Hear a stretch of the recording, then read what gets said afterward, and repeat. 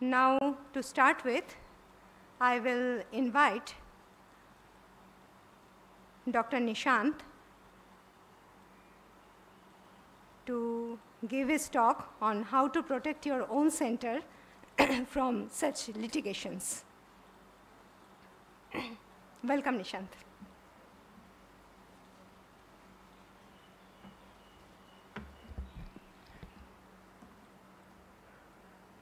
A very good morning to everyone present here. Thank you, Dr. Sumana, Dr. Jain sir, for giving this opportunity. And I think more than my talk, I also want those answers for these 3 questions. I think that will be a better way to start with.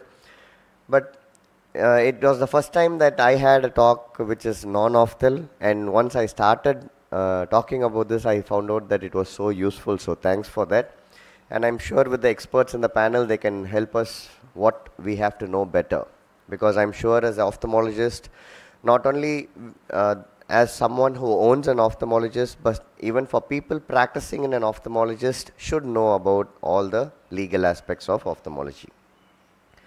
So what about the phase that doctors are next to God, and with constant change in litigation, doctors are under surveillance of justification, and also a deep knowledge and best efforts has to face with many allegations.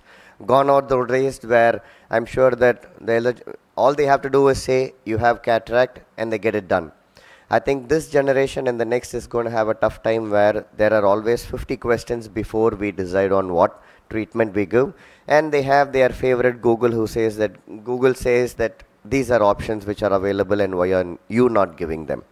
So I'm sure that whenever still some patients think of us as God, they say that you are God. I'll say, no, I'm just another human being who's doing my profession, because I'm sure that the same patient who treats us as God, the next patient is going to come and accuse us. So please do not think that we are in that level now.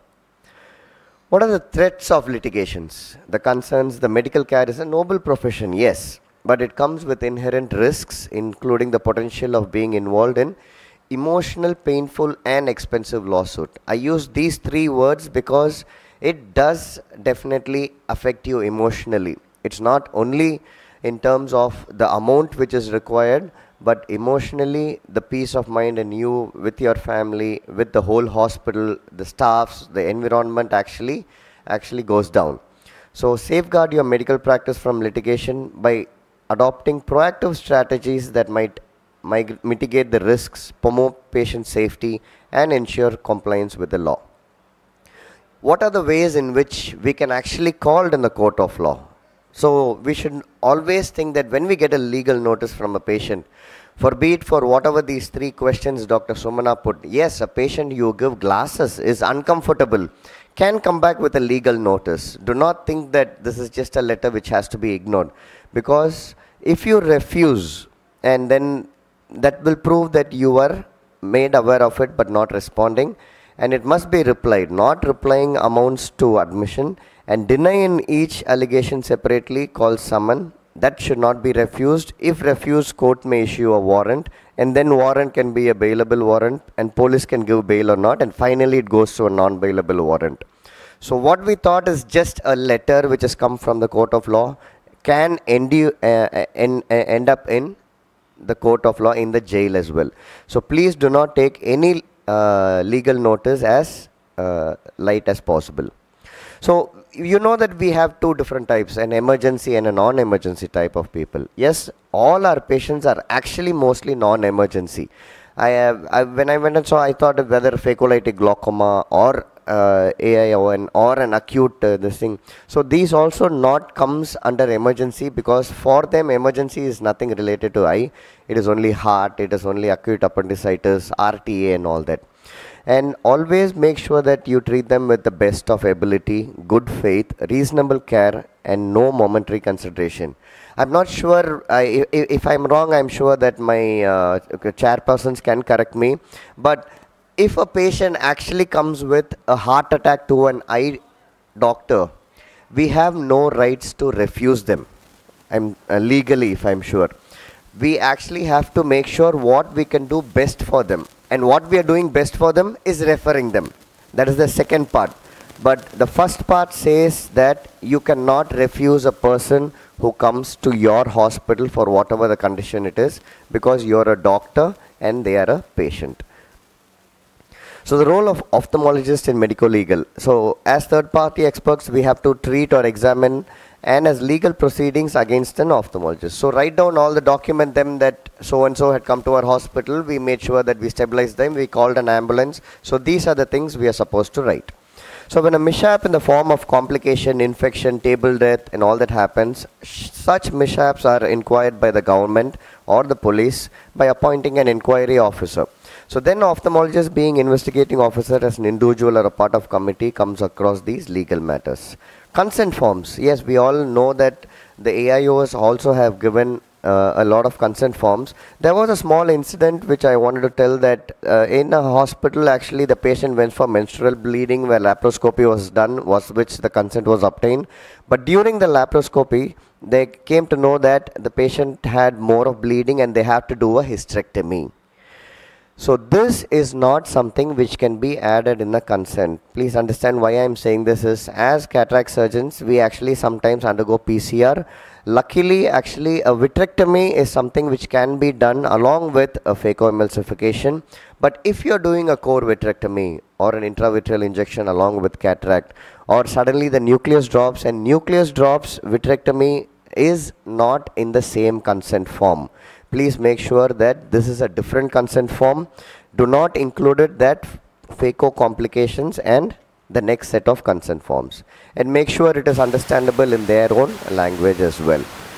And how much of information? Yes, we are used to say that let us keep it minimum. No, try to even include in terms of infection, endophthalmitis, nucleus drop. Let the patient be aware of all this when they are signing. The main thing is effective communication, which reduces the risk of litigation. Ensure you communicate clearly to your patients, addressing their concerns. Encourage open dialogue actively. Misunderstanding or lack of communication can lead to dissatisfaction and ultimately lawsuit. And whenever an unhappy patient comes back to you, never ever say that my other doctor will see to you, whether it is senior. Do not push away the patient. Always be with the patient. The only thing they require is someone to talk to, and they want your presence always to be there with them. Risk management identifies the potential risks, be it simple thing like a slope which is there in your hospital or a ramp. Make sure that you also have a proofing on that, because a patient slips over there is a risk which is for the hospital, because it is happening inside the hospital and the patient can file a lawsuit for that. So anything inside the hospital, we are responsible for it. Yes, we have so great to this AIOs and so many other CME programs, because this is something which we learn. I'm not sure whether I can educate you people, but I learned a lot because of Dr. Sumana, who wanted me to do this presentation. Patient safety. We all feel that this is the utmost priority, what we always want to give to the patients. I agree to that. When we try to concentrate on patient safety, that's why we have the NABH and all that which has come, we will realize that the standard and quality of our hospital increases. And always encourage your staff. It is not only you who should know about it. Your staff, from your watchman, should know about how to respect the patient, any incidents, unsafe conditions or any other problems. Employee training and maintain confidentiality. As I told you, every month we actually have a particular team of infection control team, trauma team, fire team, safety team. So there is a team which we have, and once in 2 months we have meetings. I'm sure that all the hospital with NABH accreditation also follows these norms. That is very important. And the 5 C's: consent, court order, continued treatment, compliance and communication.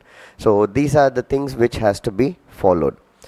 As I told you, I think out of all my slides, this is the most important slide, is just listen to the patient when they come back with either a problem or a complication. Because I realized I am a LASIK surgeon, so I had a patient who was -8 diopters. I did a femto 6.6 on day 1. I'm sure that as doctors, we'll be more happy than the patient. But the patient was a little discomfortable. As what happened? No, my stomach is paining. I said, yeah, it's okay. I mean, but how's your vision?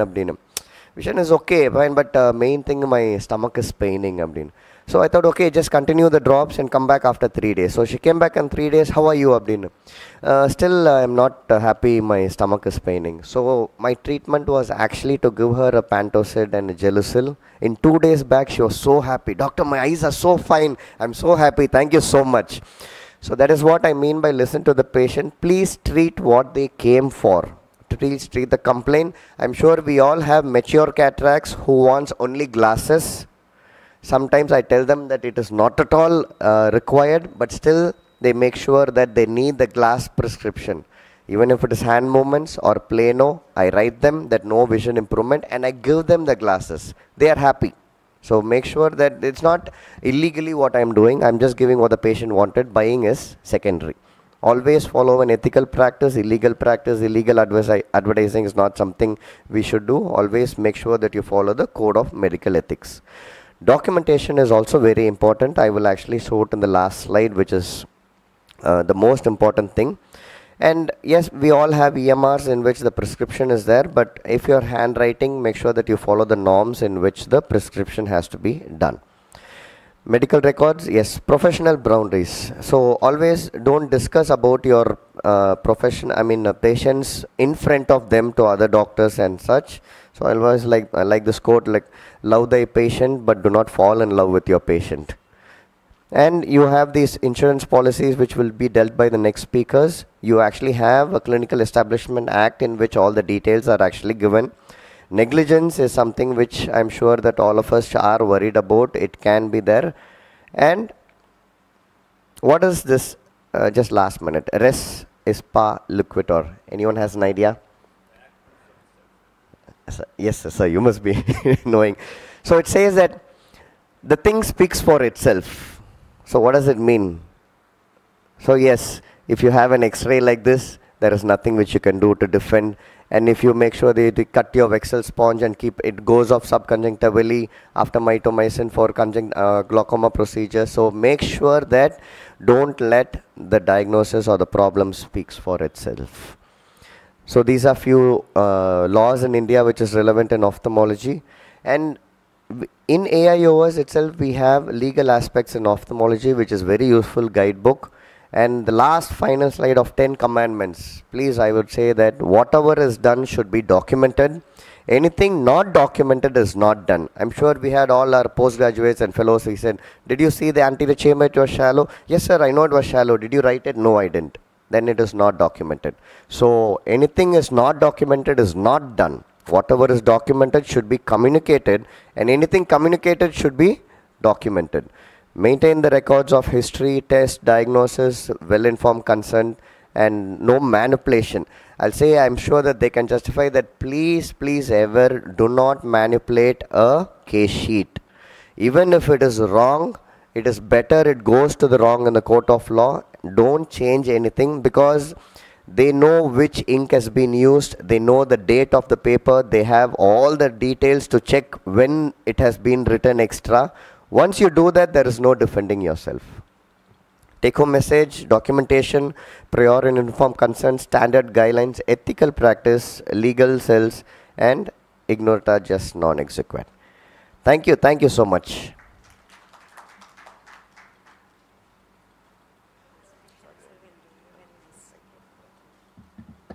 Thank you, Nishanth.